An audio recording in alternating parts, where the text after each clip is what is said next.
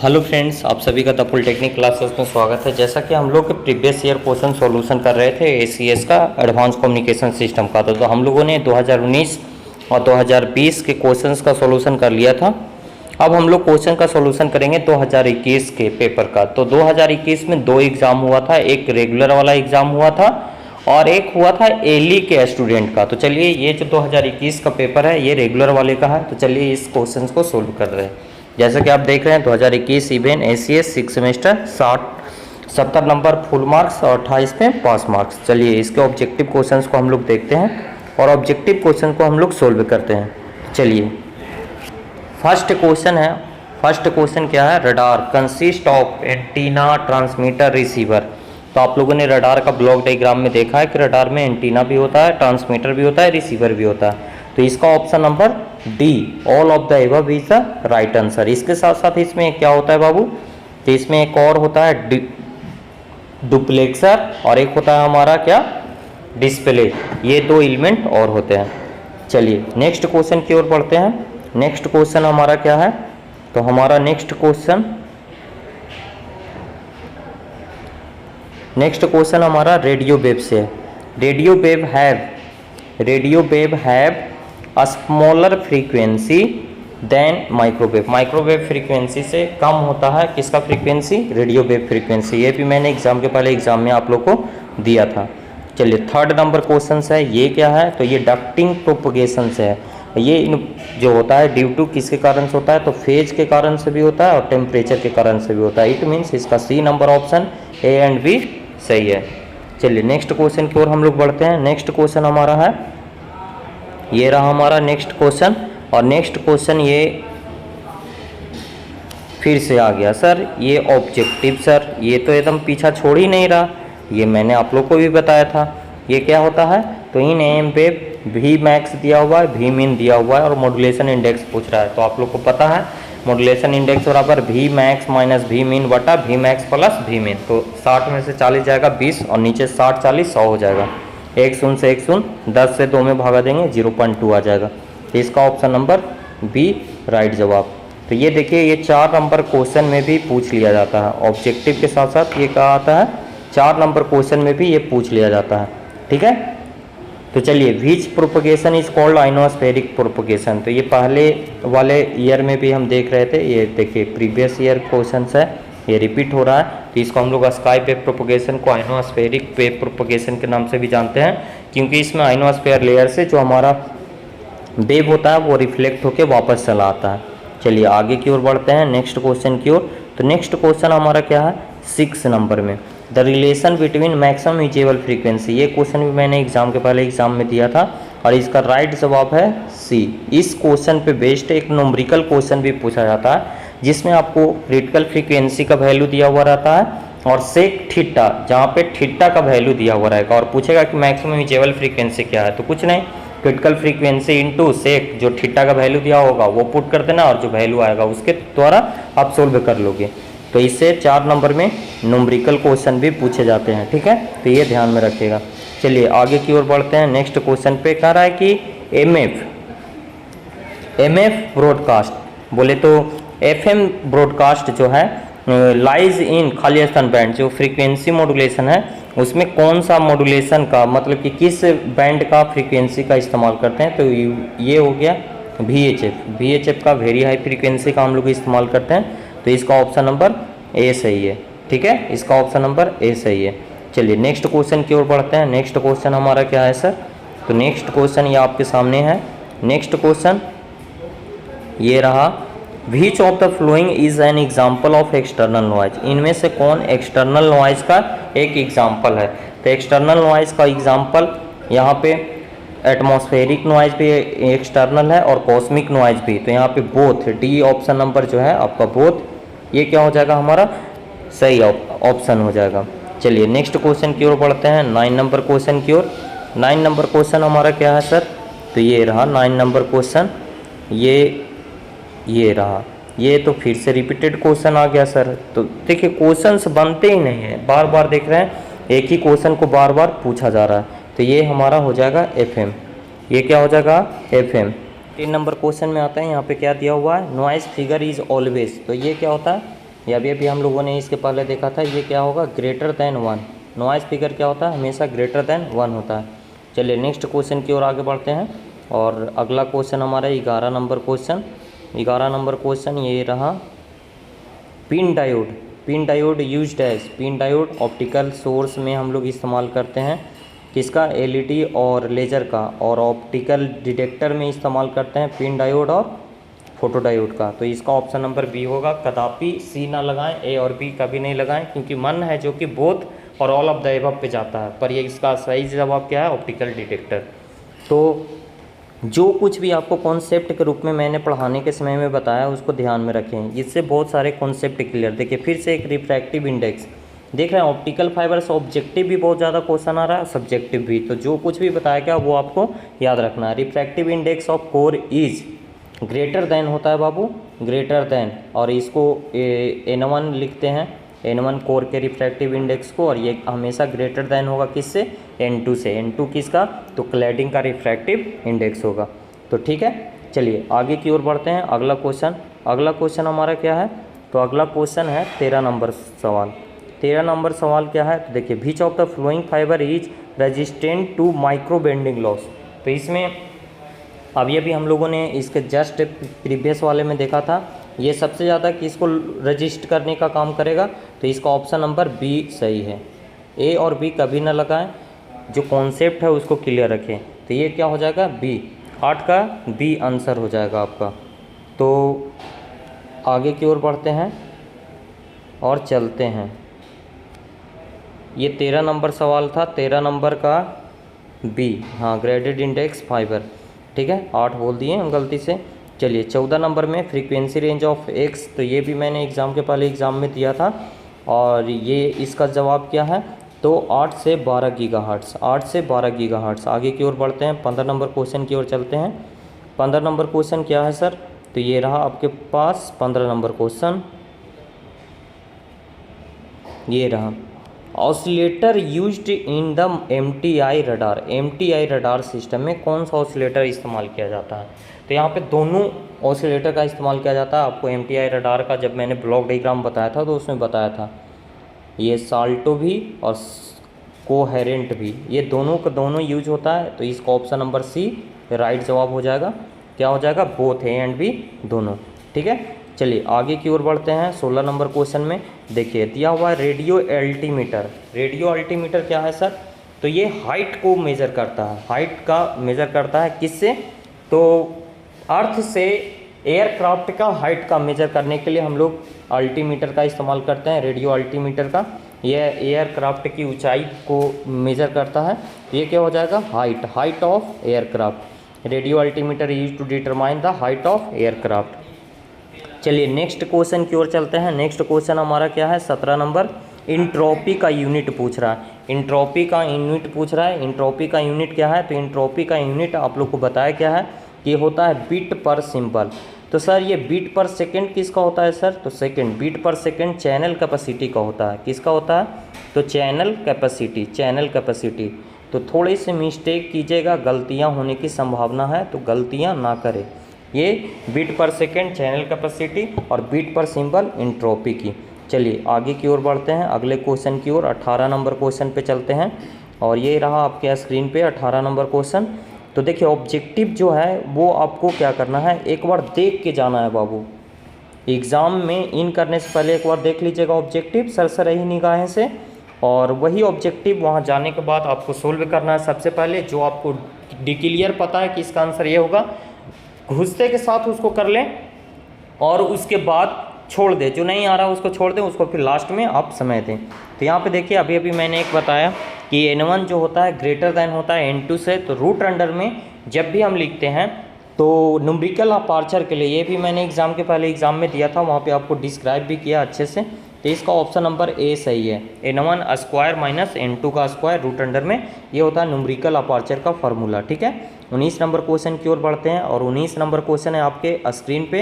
ये क्या कर रहा है, फिल इन द ब्लैंक से propagation is also known as LOS propagation. तो LOS technique, line of sight technique का इस्तेमाल हम लोग कहाँ करते हैं, तो स्पेस वेव प्रोपगेशन में करते हैं। और इस पे बेस्ड जो हमारा रेंज का फार्मूला प्रूव करते हैं रेंज का फार्मूला जो प्रूव करते हैं, ये हमेशा क्वेश्चन में पूछा जाता है, 6 नंबर मार्क्स में ये पूछा जाता है आपके सेमेस्टर एग्जाम में, तो उसको जरूर कर ले।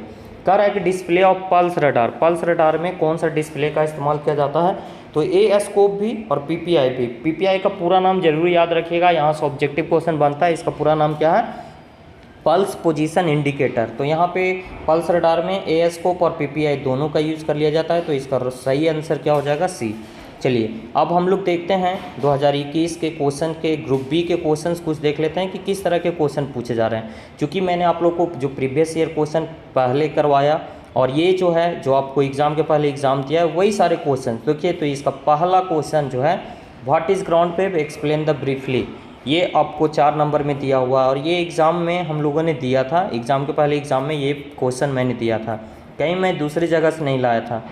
और ये क्वेश्चन रडार से, what is radar, express radar range, हमेशा पूछा जा रहा है। 19 में भी देखे हम लोगों ने, 20 में भी देखे और ये 21 में भी देख रहे हैं, ठीक है। अब आगे देखते हैं, तो define noise, explain different type of noise. तो नॉइज क्या होता है आप जानते ही हैं, the unwanted form of energy is called noise which is interfere in communication, communication process में जो भी हमें बाधा डालता है उसको हम लोग नॉइज कहते हैं। इसके 2 टाइप होते हैं, एक एक्सटर्नल और एक इंटरनल, और उसके भी बहुत सारे टाइप हैं जो कि आपको बताया गया है, तो ये आप बना लोगे।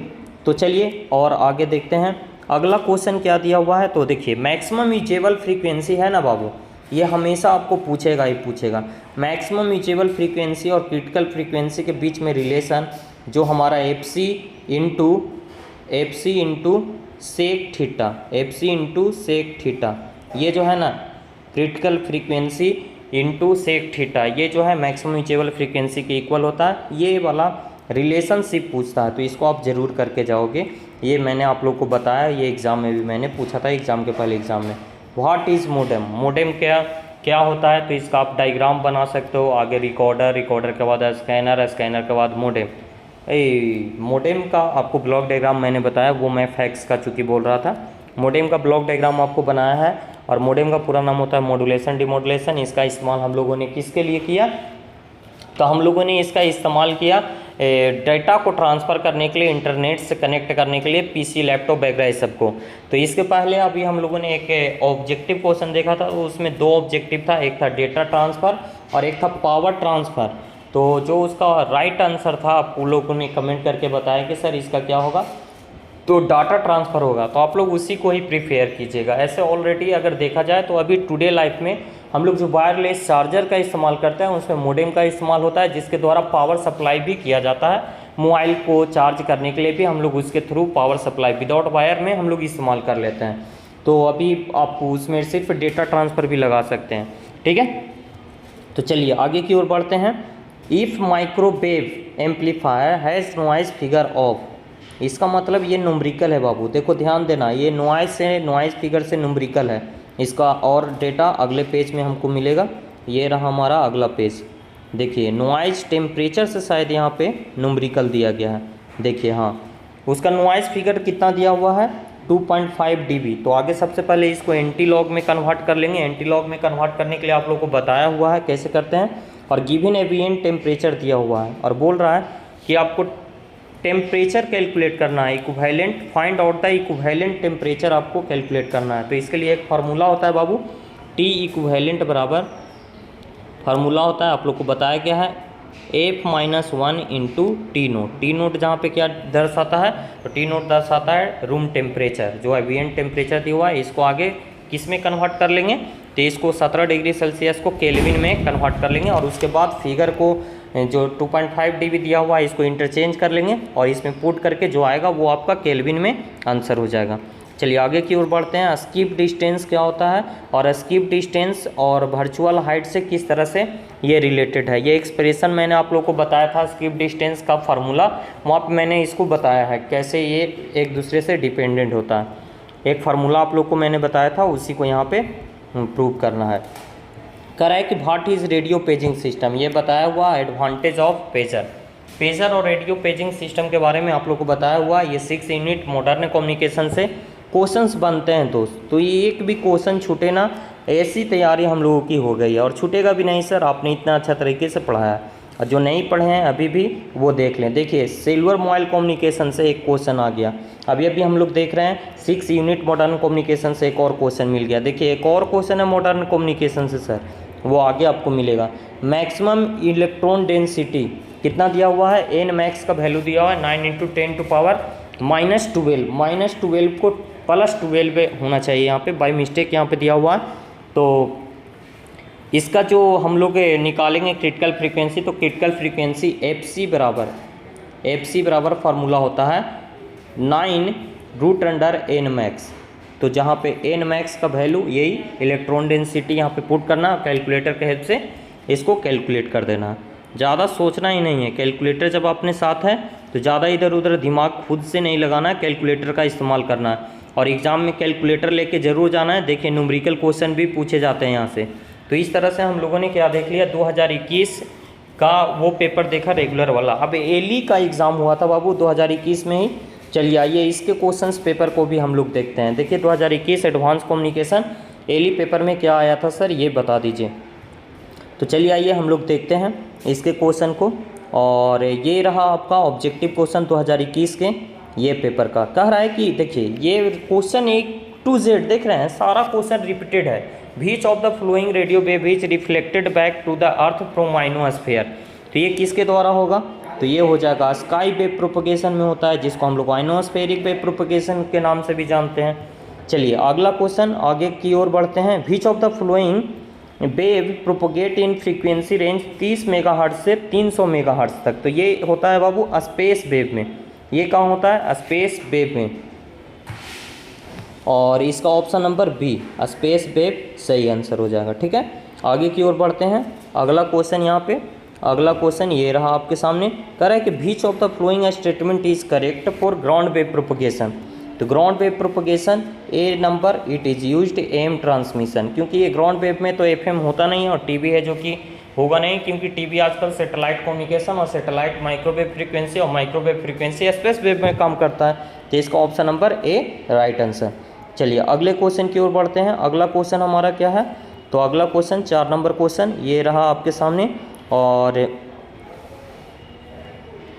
4 नंबर क्वेश्चन ये इक्वेशन दिया हुआ है लोअर साइड बैंड का, कह रहा है कि इनमें से कौन सही होगा। तो देखो लोअर साइड बैंड में क्या होता है, omega c minus omega m, omega c minus omega m. Upper side band में क्या होता है, omega c plus omega m. और बाकी सब में देख लो कोई है ही नहीं plus minus omega c omega m में, तो ये तो ऑप्शन नंबर 1 साइड बैंड की बात कर रहा है सर, ये तो ऑटोमेटिक ये सही हो गया। चलिए आगे की ओर बढ़ते हैं। कह रहा है कि which of the flowing broadcast is operate 88 megahertz से 108 मेगाहर्ट्ज। तो ये तो बाबू एफएम का फ्रीक्वेंसी रेंज दिया हुआ। एएम के केस में हम लोग क्या लेते हैं, तो एएम के केस में लेते हैं 460 किलो हर्ट्ज से 600 एएम का फ्रीक्वेंसी रेंज आप लोग देख लीजिएगा। देखिए अभी मैं याद था, मैं भूल गया अचानक से, और ये आप लोग को पता है, मैंने आप लोग को बहुत बार बताया है। 1640 किलो हर्ट्ज तक होता है, 640 से 1640 किलो हर्ट्ज तक। और आईएफ फ्रीक्वेंसी की जहाँ तक बात करें तो एफएम के लिए होता है 10.7 मेगाहर्ट्ज और एएम के लिए 455 किलो हर्ट्ज। ये क्वेश्चंस भी इंपॉर्टेंट है तो इसको याद रखिएगा। चलिए आगे की ओर बढ़ते हैं। क्या कह रहा है कि in which of the flowing modulation technique modulation index depend on frequency of message signal. तो देखिए डेल एफ बटा एफ एस होता है बराबर होता है एम एफ। एम एफ किसका, तो modulation index in case of f m. तो एफ एम के केस में देखिए डेल एफ का वैल्यू और एफ एस का, तो मैसेज सिग्नल से भागा हो रहा है, मैसेज सिग्नल एफ एस को हम लोग कह रहे हैं। तो ये इसके फ्रीक्वेंसी पे डिपेंड कर रहा है आपका मॉड्यूलेशन इंडेक्स। तो ये किसका हो जाएगा, एफ एम हो जाएगा। आगे की ओर बढ़ते हैं सर, अगला क्वेश्चन। तो चलिए आइए अगले क्वेश्चन की ओर आते हैं। और ये रहा आपका अगला क्वेश्चन। देखिए क्या कह रहा है, which of the flowing noise is generated by automobile electric motor and switching equipment. ये सारे क्या है, मैन के द्वारा बनाए गए सवाल हैं। ऑटोमोबाइल में गाड़ी वगैरह ये सब आ जाता है, इलेक्ट्रिक मोटर मैन के द्वारा डेवलप किया गया है, स्विचिंग इक्विपमेंट वही स्विच के जगह जो यूज़ किया जाता है। तो ये सारे के सारे पार्ट आ जाते हैं इंडस्ट्रियल नॉइज में, और इसी को हम लोग मैन मेड नॉइज के नाम से भी जानते हैं। मैन मेड नॉइज के नाम से भी जानते हैं, मतलब मानव के द्वारा बनाया गया। और इसमें सबसे पावरफुल होता है एयरक्राफ्ट इग्निशन। ठीक है, नेक्स्ट क्वेश्चन की ओर चलते हैं और कह रहा है कि which of the following statement is correct. तो देखो बाबू, फर्स्ट ऑप्शन है thermal noise is independent of frequency. तो थर्मल नॉइज वोल्टेज जब निकालते हैं या फिर पावर निकालते हैं तो वहाँ पे बैंडविड्थ हमारा यूज होता है, और बैंडविड्थ क्या है तो फ्रीक्वेंसी का टर्म है। तो ये तो फ्रीक्वेंसी से इंडिपेंडेंट नहीं है, फ्रीक्वेंसी पे डिपेंड कर रहा है। तो ये कह रहा है कि करेक्ट है, तो ये इनकरेक्ट हो गया। इंडिपेंडेंट यहाँ पे लिखा हुआ है तो ये गलत हो गया। ये क्या हो गया हमारा, गलत हो गया। तो करेक्ट क्या है तो thermal noise is generated in resistance, और ये रजिस्टर में डेवलप होता है, तो इससे ये ऑप्शन नंबर बी सही हो गया। ठीक है, आगे की ओर बढ़ते हैं सर, अगले क्वेश्चन की ओर। अगला क्वेश्चन ये रहा आपका 9 नंबर कह रहा है कि which of the following statement is correct. जो सेल का साइज है वो घटते और बढ़ते रहता है, इंक्रीज और डिक्रीज करते रहता है। ठीक है, ये भी मैंने एग्ज़ाम के पहले एग्ज़ाम में बताया था और वहाँ पे भी मैंने आप लोग को बताया था। चलिए आइए नेक्स्ट क्वेश्चन की ओर आते हैं, और ये रहा हमारा नेक्स्ट क्वेश्चन। कह रहा है कि इन हैंड ऑफ पोजीशन में हमेशा ध्यान रखिएगा कि 2 बेस स्टेशन का जिक्र होता है। क्यों? क्योंकि जब हम एक बेस स्टेशन से दूसरे बेस स्टेशन में जाते हैं या आते हैं तो वही प्रोसेस हमारा क्या कहलाता है, हैंड ऑफ कहलाता है। तो ध्यान रखिएगा, यहाँ पे ऑप्शन नंबर बी सही है। चलिए आगे की ओर बढ़ते हैं। कह रहा है कि which of the following is the first satellite of India. India के द्वारा जो फर्स्ट सैटेलाइट भेजा गया था वो आर्यभट्ट भेजा गया था, और कब भेजा गया था तो 19/4/1975 को भेजा गया था। Aryabhata is the first satellite launched by the India, और ये कब तो 1975 ईस्वी में सेंड किया गया था। ठीक है, अगले क्वेश्चन की ओर चलते हैं, और अगला क्वेश्चन हमारा क्या है तो अगला क्वेश्चन हमारा ये रहा आपके स्क्रीन पे 12 नंबर क्वेश्चन सर, ये रहा। कह रहा है कि which of the following statement is correct. इनमें से कौन स्टेटमेंट है जो कि करेक्ट है। लियो के बारे में कह रहा है, लो ऑर्बिटिंग लियो, हाँ लो अर्थ ऑर्बिट के बारे में कह रहा है। तो 12 नंबर क्वेश्चन में ये आपका ऑप्शन नंबर ए भी सही है। 500 इसका क्या होता है, हाइट जो होता है अर्थ से वो क्या होता है 500 से लेकर 2000 किलोमीटर तक एल्टीट्यूड होता है। एल्टीट्यूड मतलब हाइट हो गया। ठीक है, सैटेलाइट कम्युनिकेशन के केस में एल्टीट्यूड लिया जाता है, और ये क्या करता है अर्थ के चारों ओर 90 से 120 मिनट में पूरा कर लेता है एक चक्कर। तो इसका ऑप्शन नंबर सी है जो कि राइट आंसर हो जाएगा। ठीक है, अगले क्वेश्चन की ओर चलते हैं सर। अगला क्वेश्चन हमारा ये है, विच of the following statement is correct. तो इसका पहला ऑप्शन ही सही है, core is surrounded by cladding. Cladding core के ऊपर होता है, और कोर है जो कि घिरा होता है किससे तो क्लैडिंग से। तो ऑप्शन नंबर ए ही इसका सही जवाब है। चलिए आगे की ओर बढ़ते हैं नेक्स्ट सवाल पे, और ये रहा हमारा नेक्स्ट सवाल। नेक्स्ट सवाल क्या है सर, ये देखते हैं। चलिए आइए, कह रहा है कि which of the following loss when 2 optical fibre are joint together to make a longer optical fibre. जब एक ऑप्टिकल फाइबर दूसरे ऑप्टिकल फाइबर के साथ जोड़ा जाता है, इट मीन्स कपल किया जाता है। तो कपल माने जोड़ना, और जोड़ने के दौरान जो लॉस होता है उसको हम लोग कहते हैं कपलिंग लॉस। क्या कहते हैं, कपलिंग लॉस। तो ये हो जाएगा फर्स्ट ऑप्शन नंबर 14 का ए आपका सही जवाब, कपलिंग लॉस। चलिए आगे की ओर बढ़ते हैं। अगला क्वेश्चन हमारा क्या है तो अगला क्वेश्चन ये रहा 15 नंबर क्वेश्चन। कह रहा है कि which of the following device connect a transmitter and receiver to antenna alternately. तो ये यूज किया जाता है डुप्लेक्सर के द्वारा, और ये यूज कहाँ किया जाता है, रडार में। तो रडार में डुप्लेक्सर के द्वारा हम लोग एंटीना को ट्रांसमीटर और रिसीवर से कनेक्ट कराते हैं बारी बारी से, जब हम जहाँ पे ज़रूरत होता है। चलिए अगले क्वेश्चन की ओर आते हैं। कह रहा है कि in which following radar is used. Radar का इस्तेमाल हम लोग कहाँ करते हैं तो एयर ट्रैफिक कंट्रोल में करते हैं, शॉर्ट में इसको ATC कहते हैं, और रिमोट सेंसिंग में भी करते हैं, और मिलिट्री पर्पस से भी करते हैं। तो all of the above is the right answer. Application लिखने को आता है रडार का 4 नंबर में, तो आप वहाँ पे इसको लिख सकते हैं। चलिए आगे की ओर बढ़ते हैं, क्वेश्चन आगे की ओर हम लोग चलते हैं। तो ये रहे आपके सवाल जवाब, और ये रहा हमारा विच of the following statement is correct for MTI radar. MTI radar से क्या यहाँ पे सही है तो इसका first option it is use Doppler effect for operation, यही हमारा सही आंसर है। जब हमारा फर्स्ट स्टेटमेंट ही सही हो गया तो आगे की ओर सोचना ही नहीं है, लेकिन जब नहीं सही है तो आगे की ओर बढ़ना। तो इस तरह से इसका आंसर क्या हो जाएगा, फर्स्ट ऑप्शन ही। चलिए आगे की ओर बढ़ते हैं, और अगला क्वेश्चन ये क्वेश्चन भी मैंने आप लोग को एग्ज़ाम के पहले एग्ज़ाम में दिया था, कुछ नहीं 8 है। 8 को 2 के पावर n के फॉर्म में लिखेंगे तो 2 के पावर 3 आएगा। तो यहाँ पे 3 का n बराबर क्या आ गया, 3 आ गया। तो यही हमारा आंसर हो जाएगा 3 बिट। ठीक है, इंफॉर्मेशन थ्योरी से ये था। चलिए अगले क्वेश्चन की ओर चलिए। कह रहा है कि which of the following is one way communication. तो पेजर क्या है, वन वे कम्युनिकेशन का एग्जाम्पल है। रेडियो पेजिंग सिस्टम से इसका आशय था और ये क्या है, वन वे कम्युनिकेशन होता है। 20 नंबर क्वेश्चन, इसका लास्ट क्वेश्चन हमारा क्या है, 20 नंबर क्वेश्चन देखते हैं। चलिए आइए, ये रहा सर आपके सामने। 20 नंबर में क्या है, which of the flowing factor limit the channel capacity.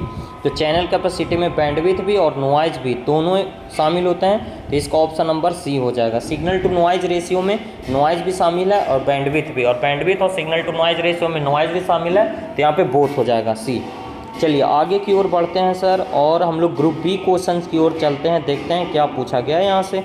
तो देखिए यहाँ पे ग्रुप बी का फर्स्ट क्वेश्चन दिया हुआ है, drive the expression of frequency modulation.